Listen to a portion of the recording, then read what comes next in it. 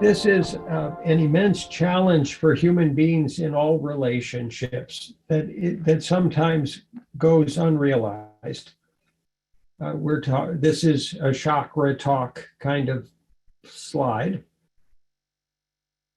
First, we would suggest it's very important that people operate from their hearts, focus on speaking from their hearts, from love, compassion, kindness, gentleness, and service intention. And strangely enough, we would suggest that speaking from the heart and operating from the heart is not enough, or is not the whole picture or story. So we've seen situations where people were in their heart and spoke from their heart and said, "Oh, I want to help people have wisdom and operate consciously." And when we ask them to delve into the parts that we're speaking, their definition of wisdom and consciousness was, "Oh, if they're wise, they'll do what I tell them. And if they're conscious, they will operate the way I tell them to operate." Now, we would suggest that those definitions of wisdom and consciousness are not true definitions of wisdom and consciousness. It doesn't mean that they didn't have those in their hearts. It doesn't mean that they weren't operating from those fundamental beliefs. And it does mean that the definitions they were working from at subconscious levels were inadvertently keeping them from manifesting the highest possibilities of actually wanting wisdom and consciousness for other people.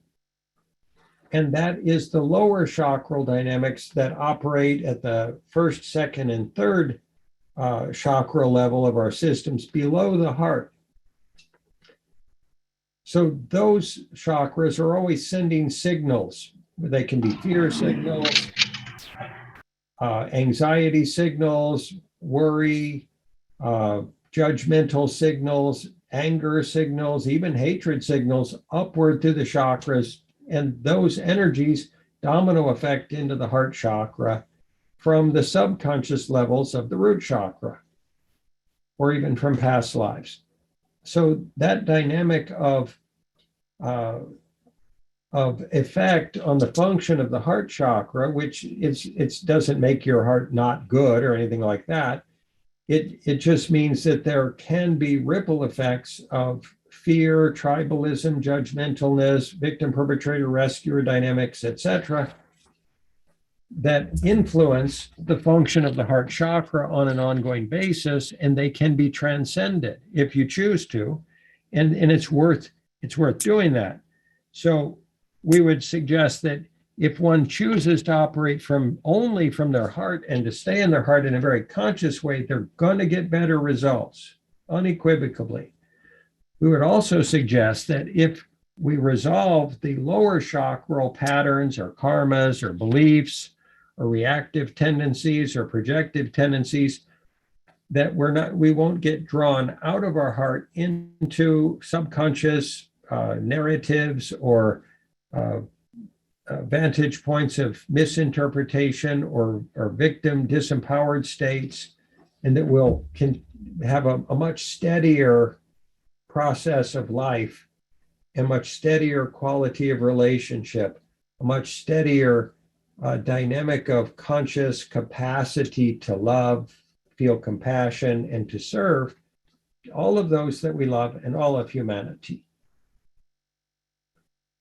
So that means conscious curation of your lower chakras, and that can mean mantra, meditation, healing practices, qigong, tai chi.